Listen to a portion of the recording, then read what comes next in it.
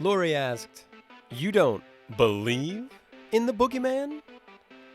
Aaron replied, "I believe in Michael Myers, a deranged serial killer, but the boogeyman? No." Lori said, "Well, you should." Recognize this quote's movie? Stay tuned to find out or check out the title of this episode of Talking Pictures Trivia. Welcome to Talking Pictures Trivia, the podcast in which a group of geographically challenged friends explore movies through trivia as an excuse to keep their friendships alive. I'm one of these friends and today's host, Nick, and with me is... Tom. KJ. And I'm Chris.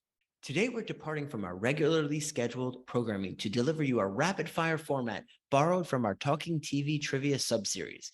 We'll start with 4 essential trivia questions. The first question is worth 1 point, and each question after that is worth 1 more point.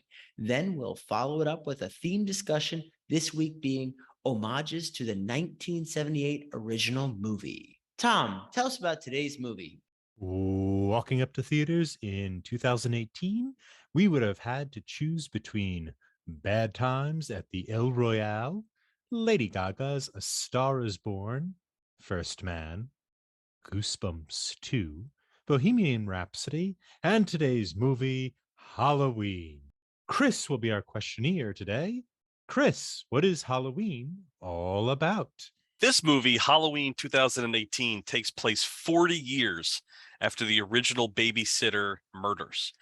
Now, it might be a little confusing, but this takes the place of all of the sequels that have come since. So Halloween 1978 is canon, and then this movie is now the sequel. So anything that's happened afterwards is now been completely illegitimized. When the movie opens, we see Michael Myers still locked in an asylum 40 years after the original murders. We find Laurie Strode, who seems to be having some post-traumatic stress with having dealt with that situation. And not only that, she's not only just a mother, she's also a grandmother. And we're going to follow this entire family as they go through another Halloween night where Michael Myers goes on a killing rampage. It's time for question 1. This one should be an easy one, I think. What is the name of the asylum where Michael Myers is kept when we first meet him at the beginning of the movie? Oh no, I completely forgot. I don't think I know it. You know it, KJ? No. So much for easy. Locked in. Yeah, I guess Are I'll we all going to lock have the in. same joke answer? Locked in. All right, Nick, what do you have for the answer? I think it should be Arkham Asylum. Tom, what about you? You can go with the Haddonfield Asylum. KJ? Myers and Myers. Founded by Myers. Built on the myth of Myers. Well, I thought this was an easy question, but each and every one of you is incorrect. The actual name was Smith's Grove Asylum. That sounds right. Glad you think of it. It's time for question 2. I think the softball question for this one would have been how much money was offered to Laurie for the interview, but that's not the question. Oh, I got that The one. question is, Laurie gives that money to her granddaughter, both of which have different things that they're going to plan to do with the $3,000. What were each of their ideas to do with the money? Locked in. Do we get partial credit? Because this is a 2-point question if we get one of the two. Let's say yes. Okay. Locked in? I can remember the scene, and I think I can remember what Laurie says, but I don't know if I can remember what the granddaughter says. I'm in the same boat. I'm like, what does a presumably 18-year-old want for With 3K? Right? Like, it's such a weird amount of money. It's not a car. Mhm. Oh. It was for me back then, but inflation. Yeah, right. When the original came out, maybe. All right, locked in. All right, KJ, what do you think? What did the two individuals say should have been done with the $3,000? All right, I think I might have got to what the granddaughter said. So Laurie said, go on a trip or something. She might have mentioned maybe a city in Mexico. But I'm pretty sure. Do we know the granddaughter's name? Can we call her out by name? Allison. Allison. I think Allison said she might use the money to go to school. Nick, what about you? That's a great guess on the granddaughter. I'm not sure if it's right or wrong, but I also had the trip. She said maybe Mexico. And for the granddaughter, I think she wanted to get school supplies, lots of school supplies. That's a lot of school supplies. I did say a lot of school supplies.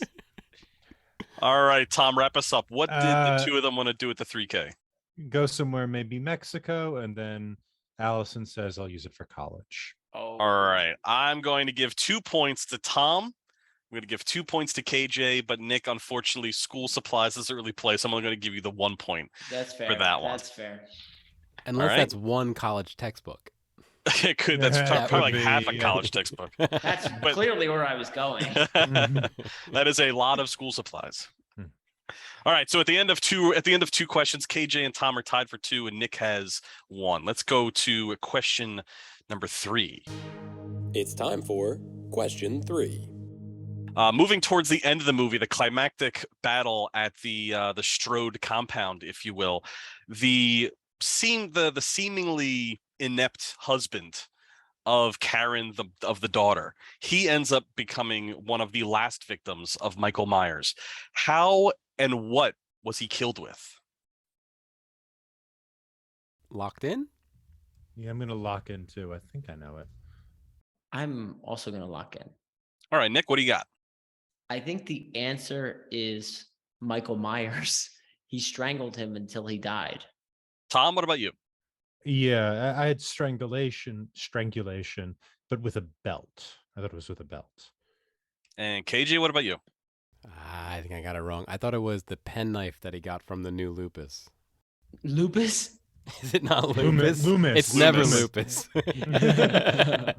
That's a house joke, guys. I haven't seen the show that much, but Loomis, the new Loomis. All right, I'm Our gonna audience is big house fans. They could be. Yeah, that's popular. This is a 3-point question, correct? So I'm going to give 1 point to Nick and 1 point to Tom because it is a strangulation. He does come up behind and strangulate him. He does strangle him from behind. But the second part of my question was, what does he strangle him with? And it's Laurie walks out. I should say he walks out onto the porch when the police car drives up, and there is a wind chime of a chain and bell that are on the porch, and that's Oh. what Michael actually strangles him with. And you can see it Oh. again in the closet. When he's stuffed up in the top portion of the closet, he's actually got Oh, that thing dangling That's from what his that neck is. as well. Okay, yeah, I remember. Now that. I have a question for you. How did Okay. he get him up there? There was no time to get him up there. Doesn't Just- matter.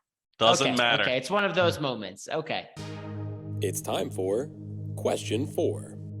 To cap off with the 4th question, the 4th question comes from exactly that moment when Laurie goes into what I'm going to call the mannequin room, and she sees the blood on the mannequins and the blood on the floor, and eventually discovers the body of her son-in-law stuffed up in the closet. My question to you is, we as the audience are given a visual clue that Michael Myers is still in that room. Can anybody tell me what that visual clue was? Something when Laurie walks in is something is there. When Laurie is searching around and finds the husband, something changes in the room. That's what I'm kind of looking for. I'm going to lock in. I got to lock in with a joke, guys. I'm sorry. Hopefully it pays off. I don't know. It's kind of a Uh, young person joke. We'll try it.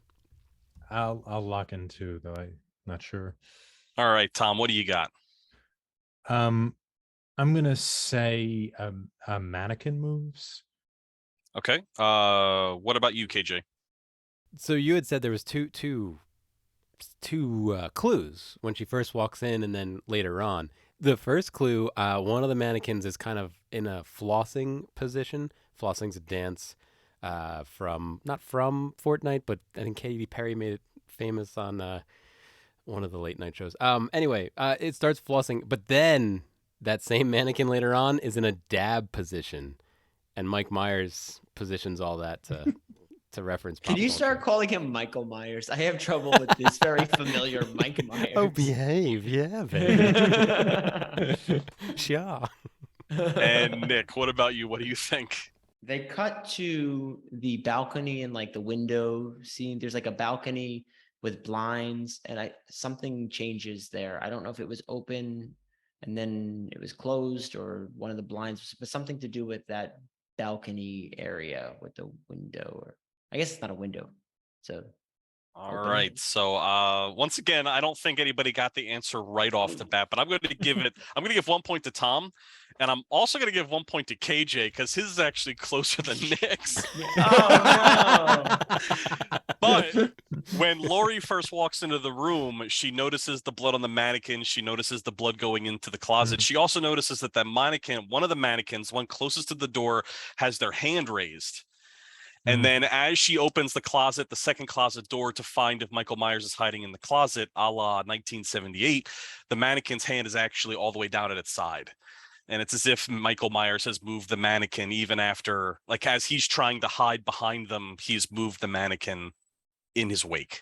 So I'm gonna give the point to Tom and KJ 1 point, and that's gonna mean that Tom is going to win our it Halloween down. 2018 episode with 4 points total. Congratulations, Tom. Thank you. Well, That was a not tough one. We were all getting like partial credit. Yeah, that was Yeah, a hard I- one, yeah. questions. Yeah. I ramped up the difficulty after my Obi-Wan episodes. I was feeling tough. Join another Talking Studios production, Limited Lexicon, where we play through text-based adventure games. Text-based adventure games were computer games from before computers had graphics. The game uses text to describe a scene, and the player types back how they want to interact with the game. I'll read the text from the computer, and my co-host will feed me commands. This season, we're playing through The Hobbit from 1982 on the ZX Spectrum. Here's a quick sample. I thought a lot about our first command, and I think it should be no print because we don't want to print things as we're going along. I think by default, it's not going to print. And even if I did type print, where is it going to print to? 1982? I would imagine if we go west, we're going to be south of the troll, right? Just south of the troll land. Yeah, let's try it. You go west. The troll's clearing. The visible. Oh, we died. All right. The troll saw us and killed us. So I think we have to say the answer to the riddle then. The answer is dark. Say dark, I think. Talk to what? Gold. Say Gollum dark. You talk to Gollum. Thorin says, hurry up. And we died. And we died. So we went northeast last time. So let's go southwest. You go southwest. Visible exits are north, northwest. You see the valuable golden ring. Oh. We're ending it here. That's wait. perfect. All That's right. perfect. Limited Lexicon, coming to your podcatcher and YouTube in late 2022 by Talking Studios. All right, guys. So I think what I wanted to transition to and what Nick already alluded to was our topic for today. And I think Tom also brought this up a little bit in last week's first impressions, is that this movie definitely homages the 1978 original Halloween, not only in its characters, not only in some of the plot points, but also in just some scene for scene shots, some things that are done, some mirroring, as KJ brought up in his first impressions. I actually found 10 of them in my watch. I wanted to see which ones you found, which ones you thought were effective, which ones were campy, and just kind of open up the floor to, what you thought about this movie in terms of its mirroring effect of the original. Yeah, I thought some of it, I don't know if this is the correct term, it was almost like reverse mirroring because it was juxtaposed with a different character from the predator versus prey angle. So one of the ones that jumped out at me very early on was when her granddaughter was in school and she's looking through the window and she's outside. That was really powerful in the original film. It was Michael Myers or Mike Myers, Groovy, was out there. Was out there looking in. And another one, which I'm going to jump all the way towards the end in the original film, spoilers, when Michael Myers gets thrown out the window or balcony or whatever, he's lying on the ground, they look away and he's gone. This time it was Laurie, which I really liked that. And even the music triggered the same way. That's when they played a little bit with the predator versus prey angle. I really enjoyed that in this film. And it would go back and forth. It wouldn't always stay on target of like just Laurie being that. I think a lot of this film was about making Laurie the predator as opposed to being the prey, like making Definitely. her the one in control as opposed to Michael being the controlling effort. And like you said, both of those things that you just mentioned were both instances where the Michael character was transposed by the Laurie character, like Laurie was the hunter. And I think KJ, did you saw one was kind of similar, right? In your first impressions, you had mentioned it. Yeah, those were actually the two I thought were pretty blatant and well done. It didn't feel obnoxious. Like it was fun to see that and recognize, Yeah. like, oh, that's just like it was in '78. Well, you had mentioned how like she comes out of the shadow, right? Was that one that you talked about, or am I making that up in my head? Yeah, you might be making that up because I don't remember it. Well, now. tell us what KJ told you about in your head. so with when well, her name was Karen, correct? That was the name of the daughter. Yes, it's So Judy when Greer's Karen character. Karen plays possum and shoots Michael Myers from downstairs, and like is like, oh, I can't do this, Mom, I can't do this. Oh, I got you, and shoots him. You then see Michael Myers kind of stumble back, and from out of the shadows comes Laurie Strode, Yes. which was very much a Michael Myers move to come out of a shadowy area and to come into the light and then stab somebody. That's exactly what Laurie did. Like she basically took Michael's steam there. You also had the friend of Allison's, the Dave, that's his name, Dave, who was stabbed to the wall, much like in the first one there. Well, going along that same thing with the ghost, right? The sheet with the ghost. I mean, that's the one that jumped out at me specifically. A little bit different though, right? How they portrayed that Well, yeah, because in the original, Michael was the ghost. was the ghost. Yeah. And Michael is playing the part of the boyfriend wearing the ghost costume and then stabs the girl, where in this time it's the girl who had been PJ stabbed. Souls, Yeah. yeah, who was in this movie. Yeah, she was the English teacher. PJ Souls, a good scream queen. Oh, really? Yeah, she was also yeah. There's a number of these allusions. I like what you guys are saying about the inverting of the Predator versus Prey, giving Laurie the role of the Predator. What do you guys think that does? Like, why do that? I think it just, I think one of the, maybe I'm talking out of turn here. I don't know. I think it just kind of empowers the female character.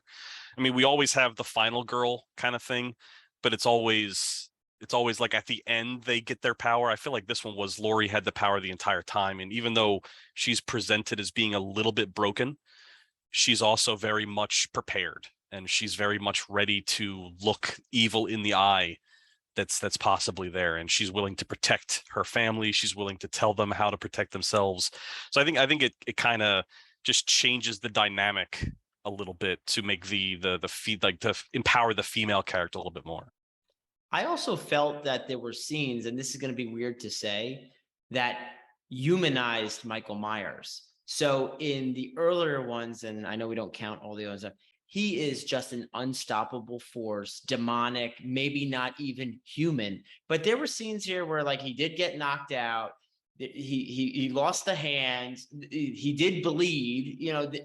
There were things where he did have some weakness for a bit. Now, granted, he bounced back, but he wasn't just pure invincible. And even the fact at the end where he gets trapped, they get the upper hand there, and he's just sitting in there watching this happen. So I think that was the other element too, where he wasn't just this unbeatable force, or at least in this film. I'm sure there is changes because there are 2 movies to follow. So I'm guessing he doesn't get incinerated and buried under that house for long. Yeah, the next 2 movies are just cognitive behavioral therapy for the family.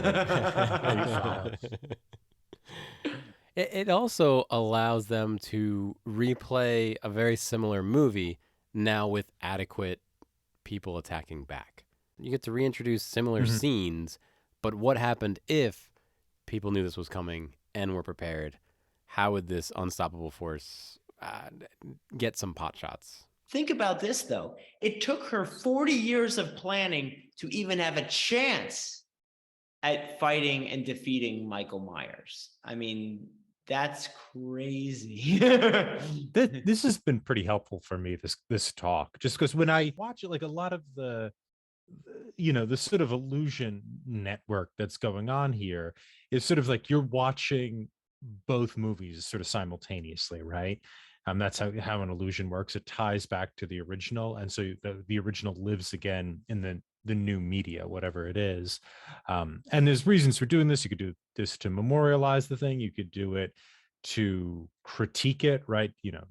That type of thing. You could show the old thing in order to send it up to laugh at it, or to say that it needs to be criticized. And when I watched it, I couldn't find exactly what the point of the movie was, like why this was so networked. But I think you guys are making a pretty compelling case, that this is this is a sort of fantasy of empowering certain characters. And especially interesting since Laurie is not only disempowered in the first one, she is really marginalized in the first whatever third of this film as well. She's like the handicap case in the neighborhood. And then we see all of that damage actually can manifest in a positive way when it needs to. So yeah, it has a kind of a sort of fantasy element there, in the sense of you can imagine what if these characters were like this, or what if we can bring these kind of characters who are pushed to the margins into this sort of energetic role. I think the very opening scene actually put on Front Street that they were going to flip things on its head because of the pumpkin. So in the original Halloween 1978, you see the pumpkin, you zoom in on the pumpkin as the iconic Carpenter score is playing. On this one, the pumpkin starts out deformed. It starts out as being kind of rotted away, and it actually kind of regrows. It goes in reverse. And I like, in my second watching of this film, I was like, oh, that's really interesting. They're kind of showing how all these things are going to be kind of flipped on their head. So the pumpkin's not aging, the pumpkin's actually getting better. So I kind of thought that was really an interesting way of showing you the same exact scene from the same exact movie with the same font, the same score, the same iconic symbol, but changing it just enough to make it fit their narrative. And I really enjoyed that. What was great about this film was the way they respected callbacks and nostalgia. They didn't just do it for nostalgia's sake. Everything had a reason or an interpretation of why it was being redisplayed in a different manner. And that's why I give this film a lot of credit. Is it an Oscar-winning movie? No, but if you are really a fan of the original Halloween, which I found later in life, and in a prior episode, we were talking about films that become tradition. I think I want to make that part of my Halloween tradition. It's a great film. It's creepy. It's not just, vicariously killing everybody. It's really suspenseful and enjoyable. And I feel like this got enough of that essence to make it in this modern time for a generation who maybe didn't see the first one. I don't know if they'd see it the same way we see it, because a lot of what I enjoy is that callbacks and nostalgia and how they did it. But I feel like this is the movie for those people who may not have experienced that first one. I think that's one of the reasons why it was successful, because it did chime to people of our generation and older, and it also was successful with the newer generation who had never seen it. It was just a good scary movie for them, but for us it was a good scary movie with a addition to it, which I think is another reason why it was so successful. A little off topic, but I even enjoyed the way they portrayed the different types of killings and murders in this film. It's sad when the boy and his father pulled over when they saw the original bus off on the side of the road. We knew they were done for in that sequence. But when the boy runs back into the vehicle, I mean, the way Michael just smacks him against the side, it's almost without any care. It's just like, this is what I need to do to get this car. Like it was pretty impactful, and not even like the goriest or bloodiest scene, but it really jumped out at me. I don't know if anyone else had a feeling on that scene. Or yeah, it jumped out at me too. I wasn't overly fond of it. See, I thought that was actually compelling because it was just like run of the mill. This is I have no thought to, this is what I do. I mean, the thing with slasher movies, and usually what a good slasher movie respects, is you don't hurt the children and the animals, right? And sometimes you do, but it's not that common, or there's something wrong with the children or something. Like watching Michael Myers like kill that kid and like you hear his neck snap. It's a little Or when you see Michael Listen, Myers, I didn't say I loved it, but I said it jumped Yeah. out at me. it does jump out at you. It Yeah. feels a little little out of the style that the movie's working. See, in. I think they're about to say, buckle up, anything can happen. It definitely very quickly tells you all you need to know about Michael Myers. Exactly. Love that scene, hate that scene, hate that it Yeah. happened. I mean, it tells you that he is not above, you know, certain lines in the movie sand, I guess. He does what he needs to do. Yeah, it feels like that the director is saying that about himself. Or when Michael Myers in that one long shot kills that woman and walk passes her crying baby. I mean, putting the kind of crying baby in there seems a little, a little cruel for the sake of it. What's so compelling about the original, I think, is the sort of lack of gore in it. I don't think there's any blood in the original, and this one's quite bloody. Actually, you see a decent amount. I don't think compared to some of the other movies in this genre, this one is overly bloody, though. I don't think so either. But there is a sort of there's a little more of an edge to it that feels I don't know that kind of rubbed me the wrong way. See, even the scene you were talking about with the walking by the baby, I think that shows you just can't predict what he's going to do. Okay, Yeah. No, I'm being honest. I is- think they're yeah. trying to show you his mind works a certain way. And what you think, why did I go out of my way to kill this one lady, but then walk by her baby? Like, you just don't know what this being is going to do.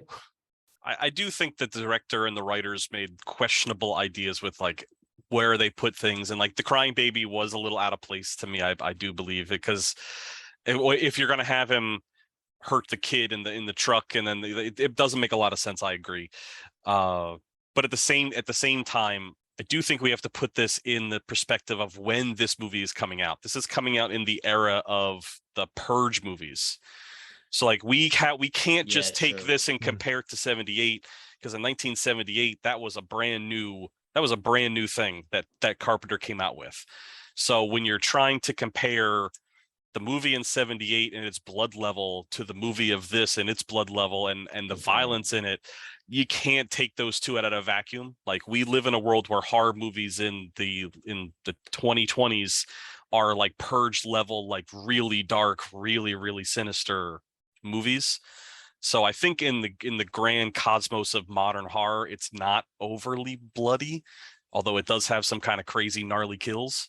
But it's playing a fine line. I don't agree with some of the kills that are in there, just like it sounds like you don't either. But that's just kind of where horror is at this point, I think. Yeah, I don't really find the blood I don't find it overly gory. I think those choices with the kid and the baby and things like that are there to sort of kind of taunt you a little bit in a way. Yeah, I think that it's supposed to show that he's unpredictable. But Yeah, I've said that okay. enough. Yeah. I mean, you're also kind of like hurting kids or threatening like babies is I don't know, not. It's sort of outside the spirit of slasher movies in the sense. I mean, I've already said this, right? It's like you don't kill the innocents, or you don't set that up in that way. I do totally agree with you that those scenes were over the Yeah, top. they're harsh, but memorable. So, guys, I got to bring up the closets because have they not seen Broken Blossoms? Why didn't we get a good closet scene here, right? Mike Myers, and I'm sure we brought it up in the 78 episode too. Here was their chance to do it again. And on a more serious note, so Laurie spent a lot of time modifying that house. And she's like, you know what I need? Those closets that scare the crap out of me. There's like 8 of them in the house. Why wouldn't you remove them? And why are there mannequins still in the house? I understand she uses them for target practice, but is she a seamstress? Maybe she That's repairs the them? mannequin storage area. You gotta have a place to store them when they're not in the weather. You always store your mannequins on the second floor, okay? She's a McAllister. A good Lillian Gish closet scene. They just don't make them anymore. I know. It's It's a like the shame. blood, the gore, sure, guys, whatever. But I was looking for at least 360, maybe 720. Yeah. Nothing. Yeah. Nothing. All right, before we end this crazy rant, the other ones that I saw, they definitely played the clothes on the clothesline again. Yes. They didn't have Michael behind the clothes on the clothesline, but they definitely there was a part where the main characters were running through them. The dollhouse, in supposedly Karen's room. That was actually like a replica of the Strode house from 1978. Cool. Whether or not Laurie knew that it was that, but that's what it was. And then the last one I have here that I thought was interesting was that they still had the dynamic of the three friends walking to school. So right before the pen scene, right before the classroom scene, there's a part of the movie where three friends are walking to school talking about, you know, the Halloween party that's coming and what they're going to do, and the boyfriends or girlfriends that they're talking to, and they just kept that kind of friendly dynamic, and the fact that the one of them is a babysitter also kind of fits the bill. I was gonna say another one was when the two kids Halloweening run into Michael and bounce off of him. That happens in the first one also, but it happens before he gets the mask. It also happens in the Halloween scene. You see the three masks from Halloween 3.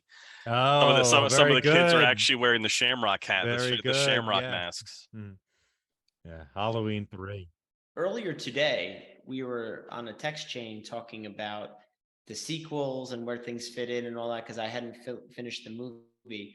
And I did mention that they discredit the sequel films by saying that, oh, weren't they like related? And they said, no, that's just a myth. So they did reference how they were retconning all those other sequels in this film, which was pretty nice. Yeah, that was Halloween 2. They're siblings, Michael and Laurie. So speaking of retconning, I want to congratulate myself for winning this episode. In retrospect, I think I might deserve more points than... Nah, I'm just kidding, guys. We're not retconning this. Tom, congratulations. Well done. I think you guys really did a great job with that interpretation. I like that a lot. So I had fun listening to you guys tonight. And winning. You enjoyed winning too? Yeah. Another movie that Tom's not really fond of. Added to the list. God. Have you guys seen George Washington? Oh, we had to finish. I'm sorry. You can find more of our content wherever you listen to podcasts, on our YouTube channel, Twitter @Talking Studios, and our website, talkingpicturestrivia.com. We are extremely grateful to all those who subscribe, like, follow, and leave a review. Did you notice any homages to the original movie that we missed? Let us know on Twitter, talkingpicturestrivia@gmail.com, or give us a call at 201-467-8679. You can find me on Twitter @ThomasLehman15. You can find me on Twitter @KJ10001000. And if you'd like to get a hold of me, feel free to reach out to the boys @Talking Studios on Twitter. I can also be found on Twitter @TheNicknamed. Join us next time when we discuss The Angry Video Game Nerd, the movie from 2014. Stay tuned for our first impressions of this film. Ding, ding, ding, ding, ding. Next week, we'll be discussing Angry Video Game Nerd, the movie from 2014. Tom, how was your watch? So to speak kindly of this film, I think that James Rolfe, the creator of the web series that spawned this, captures well in this movie both the element of nerddom and the element of fandom. What I mean by that is nerddom is an extreme investment in something. That's usually not your business or your job or something like that. So you could be a Star Wars nerd, you could even be a sports nerd. And fandom is the sort of collected communities and norms that spawn from nerddom. And to speak complimentary of this film, I think this movie gets fandom. And there's even a sort of meta level where Rolfe creates his own sort of fandom, right? He is this nerd for these video games, and the fact that he's kind of a node for these fan groups, he ends up becoming a person who has fans himself. And I think the movie captures that. In terms of the quality of the film, well, we have a whole show to go over that. And so I suppose we will. How about you, Brian? How was your first watch? My first watch, I would have to say, was a few years ago, but at that time I didn't actually complete the movie. It was on a streaming platform at that time, which when I went back to look at it, it looked like it was unavailable, at least currently. But I really enjoyed it for not on a deep level by any means. As somebody who watched a number of those angry video game nerds, YouTube videos way back in the day, and it's watched every once in a while over the years.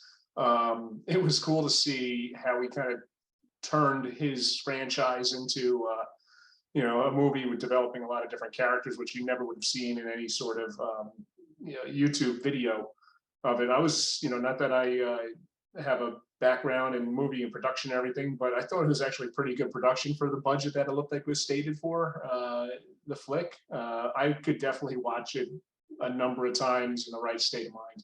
So, and it might become one of those movies where that is the case. But, how about you, KJ? What's your thoughts on it? Yeah, so I think growing up, right, we all had access to an NES, to a Nintendo Entertainment System, one way or another, a cousin, our house, a neighbor, right? And we played all these old games. And then I remember the Super NES came out, and a lot of people I knew were like, oh, I'm selling my old games to buy the new ones. And I was like, no, wait a minute. What, Zelda's still a good game. Why are we getting rid of the old ones? I'd rather hold on to Zelda and not even know what the new stuff is because I liked it so much. And I felt like I carried that through. And then by the time I graduated college, it was weird that everybody was playing, I don't know, at that time, Counter-Strike or whatever. And I was like, no, guys, let's play Contra. And then I found the nerd. And I just felt like things were right in the world again. Like, here's a guy who's enjoying these old games. I mean, he's complaining about them or whatever. But obviously, his passion and his love for them comes through in his video. The nerd. And then at the same time, there was Doug Walker, the nostalgia critic, Lindsay Ellis, Spoonie the Bard. Right, there was these other kind of startup reviewer guys, like playing on our nostalgia, right? That's all over the place now, but back then I don't know if it felt new, but we were young enough that it was kind of new. But I loved it. So me and a few of my buddies, we went to the Phoenixville Theater in Pennsylvania to see the debut. What's the word I'm looking for there? The premiere. To see the premiere to see the premiere of the Angry Video Game Nerd movie with a bunch of nerds. Which it was a lot of fun. It was really fun. And actually, a year or so before that, James Rolfe had put the trailer in the theater, in the Phoenixville Theater. So I really enjoyed all this. Audience, if you can get your hands on the movie, check it out. Go in with no expectations. It's something like Wayne's World meets sci-fi meets horror. Just enjoy it. How about you, Nick? I don't even know where to start on this film. This would have been my second watch. I saw it not with KJ in the theater, although that sounds like it would have been a blast. But shortly thereafter, somehow I got a copy. I don't even know if KJ, I don't know if you had, I just somehow got a copy of it and I saw it. And I also was vested in his YouTube channel and I loved my NES. It's still my favorite system that ever existed. Usually if I pick a system, it's a dud from that point on, which seems to be holding true. But I love it. Now, one of the things that I'd say about this film that I really enjoy is I feel it's very self-aware. They know their restrictions and they play with it. They're not trying to say like, wow, I could put a really good special effect and this is all I can afford. They're literally playing in their sandbox in some of these special effects. So the fact that they get what they're doing for their few $100,000 budget, mostly crowdsourced from fans, and fan footage was included in the film, which was awesome. Really a tip of their cap to their fan base. It was great. And if you were in it, even tangentially through being a fan of their YouTube channel, you got it. I think if you weren't part of that phenomenon or didn't have familiarity, it may not be as enjoyable. You may not get this low budget film for what it truly is meant to be and how ridiculous it is. You might just say, hey, this is some B movie, whatever. But if you had any connection to the source, then you're in for a good time. And again, it doesn't take itself too seriously. It doesn't take itself seriously at all, but it's still a loose enough plot to make me watch the whole thing. And I did enjoy it even on my rewatch.